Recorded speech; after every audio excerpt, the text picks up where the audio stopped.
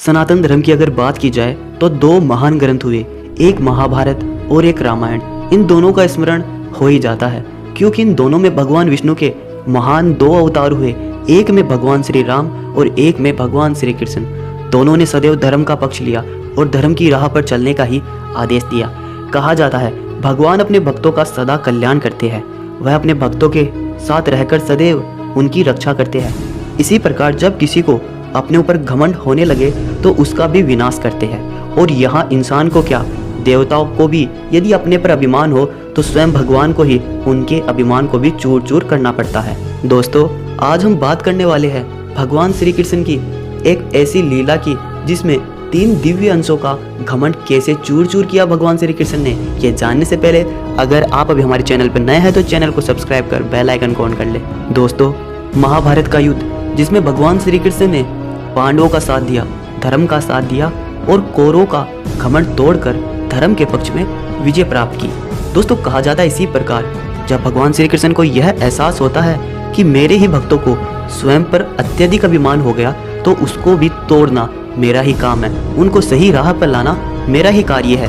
तब भगवान श्री कृष्ण ने भगवान श्री राम के परम भक्त हनुमान जी की सहायता ली। लेकिन कौन थे वो 3 ऐसे भगवान श्री कृष्ण के? सुदर्शन चक्र, गरुड़ जी और सत्यभामा। कहा जाता है इन तीनों को स्वयं पर अत्यधिक अभिमान था। लेकिन क्यों था? कहा जाता है भगवान श्री कृष्ण ने अपनी पत्नी सत्यभामा को स्वर्ग से परिजात लाकर दिया था और वह इसीलिए अपने आप को भगवान श्री कृष्ण के सबसे अत्यधिक प्रिय और सुंदर मानने लगी थी। कहा जाता है सुदर्शन चक्र को अपने आप पर अभिमान क्यों हो गया? क्योंकि उन्होंने इंद्र के वज्र को निष्क्रिय किया और वह लोकालोक के अंधकार को दूर कर सकता है। भगवान श्री कृष्ण अनंत, उसी की ही आवश्यकता होती है। इन सभी की सोच के साथ सुदर्शन को अपने आप पर अत्यधिक अभिमान हो गया। गरुड़ भगवान कृष्ण का वाहन था। वह समझता था भगवान मेरे बिना कहीं नहीं जा सकते, इसीलिए मेरी गति का कोई मुकाबला नहीं कर सकता। इसीलिए इन तीनों के घमंड को तोड़ने के लिए ही भगवान श्री कृष्ण ने हनुमान जी का स्मरण किया। तत्काल ही हनुमान जी द्वारिका आ गए और यह भी जान गए कि स्वयं भगवान श्री कृष्ण ने मुझे यहाँ क्यों बुलाया है। दोस्तों, श्री कृष्ण और भगवान श्री राम दोनों एक ही है। हनुमान जी यह बात भी जानते थे, इसीलिए सीधे दरबार में न जाकर हनुमान जी फलों के बगीचे में चले गए और वहाँ पर कुछ कौतुक करने लगे। वृक्षों पर लगे हुए फल को तोड़ने लगे, कुछ फल खाए और कुछ फेंकने लगे। हनुमान जी यह सब इसलिए कर रहे थे ताकि भगवान श्री कृष्ण को हनुमान जी के आने का संकेत मिल जाए। और यह बात जब श्री कृष्ण तक पहुंची कि किसी वानर ने राज खदान में उजाड़ दिया है, फलों को तोड़ दिया है और पूरे बगीचे को नष्ट कर दिया है, तब श्री कृष्ण ने गरुड़ को बुलाया और कहा जाओ सेना लेके जाओ और उस वानर को पकड़ कर लाओ।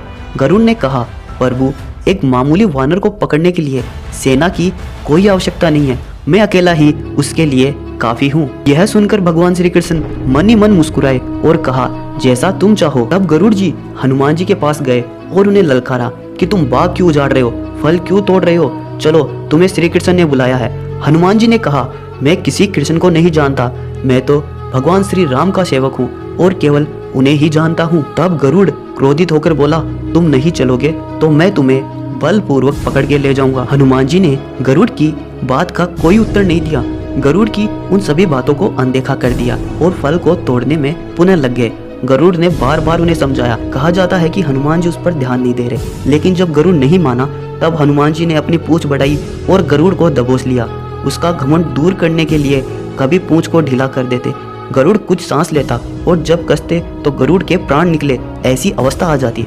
हनुमान जी ने सोचा यह भगवान का सेवक और वाहन है, प्रहार भी नहीं कर सकता, लेकिन इससे सबक तो सिखाना ही होगा। तब पूंछ को एक झटका दिया और गरुड़ को दूर समुद्र में फेंक दिया। बड़ी मुश्किल से गरुड़ जी दरबार में पहुंचे और भगवान श्री कृष्ण को बताया कि हे भगवान, वह वानर कोई साधारण वानर नहीं है, मैं उसे पकड़ नहीं सका।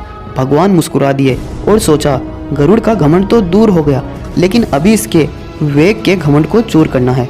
श्री कृष्ण ने कहा गरुड़, हनुमान श्री राम जी का भक्त है, इसीलिए नहीं आया। यदि तुम कहते कि श्री राम ने बुलाया है तो फौरन भागे चले आते। हनुमान अब मलय पर्वत पर चले गए हैं, तुम तेजी से जाओ और उससे कहना श्री राम ने उन्हें बुलाया है। तुम तेज उड़ सकते हो, तुम्हारी गति बहुत है, उसे साथ लेके ही आना।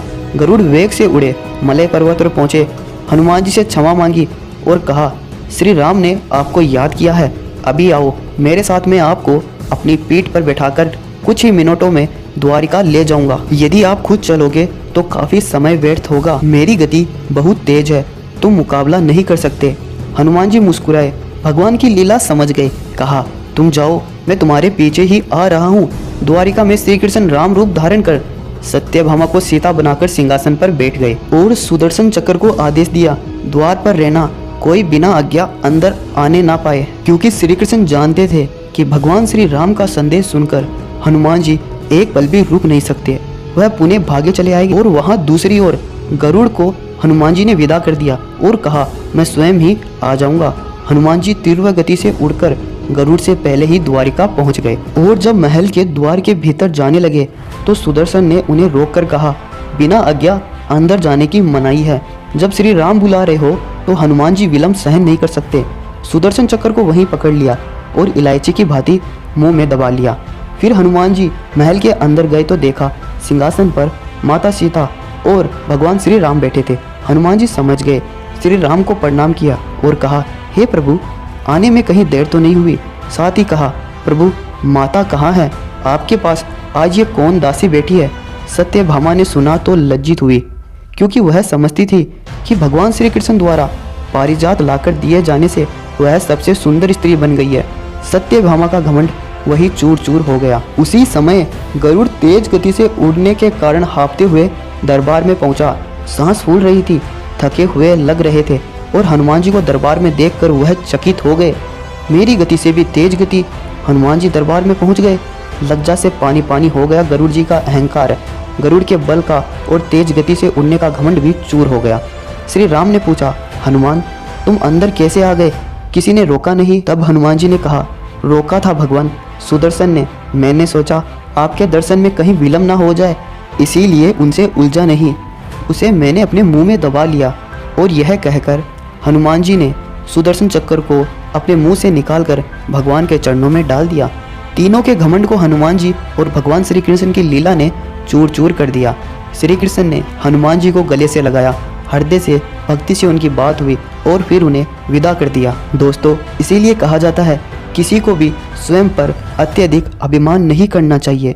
स्वयं भगवान ही आपके घमंड को चूर चूर कर देते हैं। दोस्तों, यह वीडियो आपको पसंद आई तो वीडियो को लाइक और शेयर जरूर करें। साथ ही हमसे जुड़ने के लिए हमारे चैनल को सब्सक्राइब